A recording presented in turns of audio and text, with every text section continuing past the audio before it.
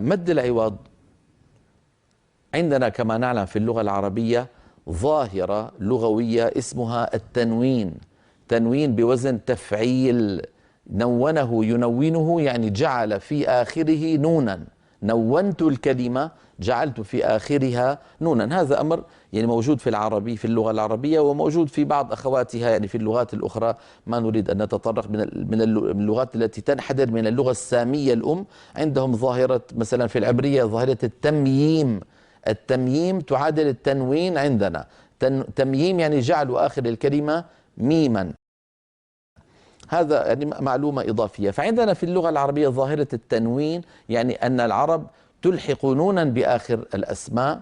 يقولون بيت بدل ما يقولون بيت، بيتا، بيت، يعني بحسب اختلاف إعراب الكلمة.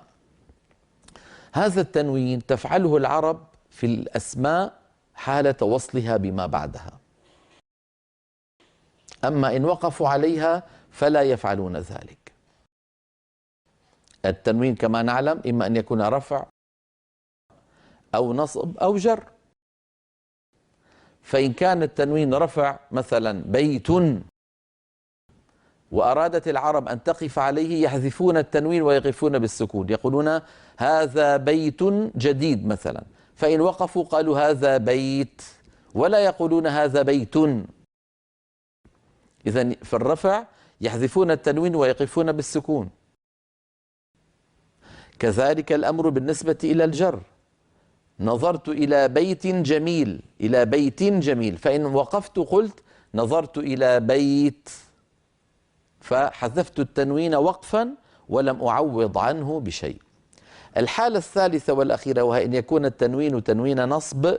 العرب كانوا إذا وقفوا عليه حذفوا النون يعني التنوين وعوضوا عنه بألف. رأيت بيتا جميلا، رأيت بيتا، فإن وقفوا عليها قالوا رأيت بيتا أو رأيت بيتا جميلا. فحذفوا التنوين من آخر الكلمة لكن عوضوا عنه بألف فقط في حالة النصب. هكذا لغة العرب، والقرآن العظيم نزل بلغة العرب. إذن عندما يمر معي في القرآن العظيم كلمة آخرها تنوين، إن كان تنوين رفع أو جر أحذفه وأقف بالسكون. إن كان تنوين نصب أحذفه وأعوض عنه بألف تلحق بالمد الطبيعي. رأيت بيتا جميلا، هذا كاللغة في القرآن. وكان الله عليما حكيما، فإن وقفت قلت وكان الله عليما حكيما. حكيما، كيما، نفس الطول، واللفظ في نظيره كمثله. انتبهنا؟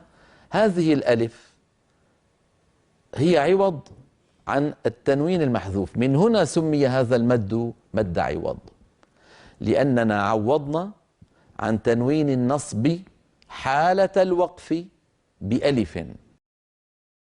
هذه الألف تمد بمقدار حركتين وتلحق بالمد الطبيعي. لماذا نقول تلحق ولا نقول مد طبيعي؟ لأن المد الطبيعي في الوصل والوقف. يا موسى، إن وقفنا وإن وصلنا هذه المدود موجودة، هي مدود طبيعية. لكن ألف وكان الله عليما حكيما ليست موجودة إلا حالة الوقف. من هنا يسميه العلماء ملحق بالمد الطبيعي. دائما الملحق الله يسلمكم، متى نقول عن أمر ملحق؟ عندما لا يستكمل الشروط. أي شيء لا يستكمل الشروط يلحق إلحاقا. دائما الملحق معناها اختل فيه شرط.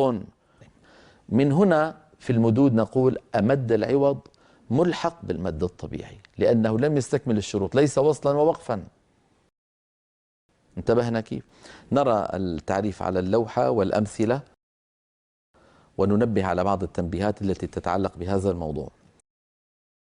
نرى أمامنا على اللوحة مد العوض، وهو المد الثالث كما نرى، هو التعويض عن تنوين النصب وليس أي تنوين، لابد أن يكون تنوين النصب، يعني لا رفع ولا جر.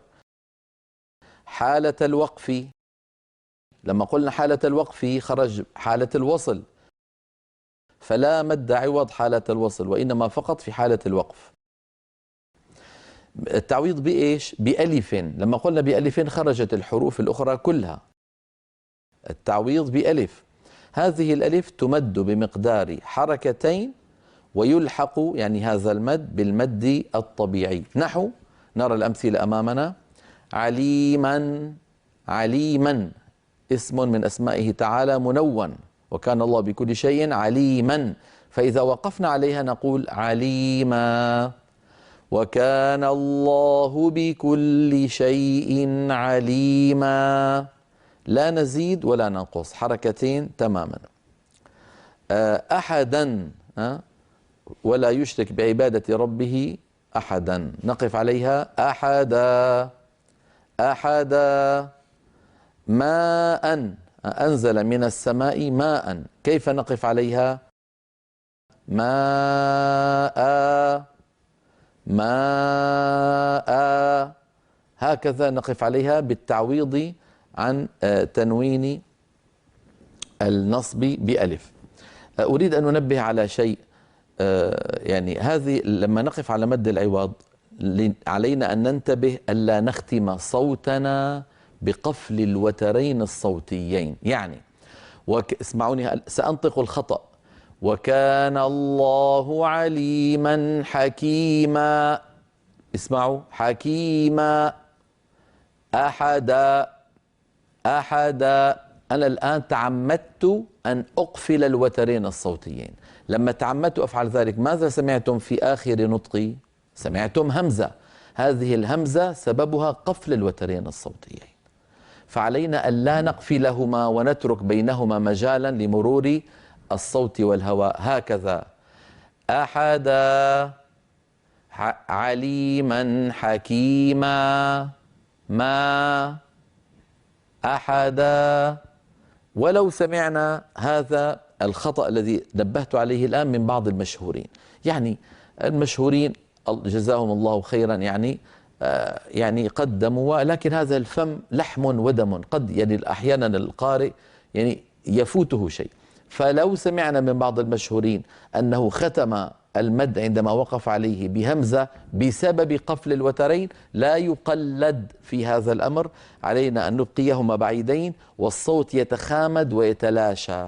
أعود فأقول هكذا: عليما حكيما، حكيما. أحدا، ماء، ماء. فيبقى الوتران بعيدان عن بعضهما والصوت يتلاشى شيئا فشيئا. هذا هو مد العوض، أمر سهل جدا.